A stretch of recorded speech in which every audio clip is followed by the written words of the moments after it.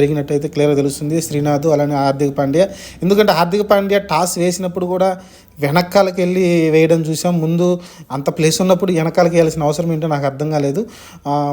మరి దాన్ని అతంటారేమో, లేకుంటే అతను మరి రెగ్యులర్గా అట్లా పనులు చేస్తూ ఉంటాడు, కొంచెం యాటిట్యూడ్ ఎక్కువ చూపిస్తూ ఉంటాడు, మరి తెలియదు. కానీ ఆ టాస్ అక్కడే వేయచ్చు, కొంచెం ముందుకే వేయచ్చు, కానీ వెనకాలకి ఇసిరేయడం, ఆ తర్వాత శ్రీనాథ్ వెళ్ళి ఆ టాస్ తీసుకొచ్చేటప్పుడు అది తిప్పి చూపించడం, ఆ తర్వాత అక్కడే డూప్లిసిస్ కూడా కొంచెం ఇట్లా చేతులు చూపించాం ఏంటి ఇలా జరిగిందని.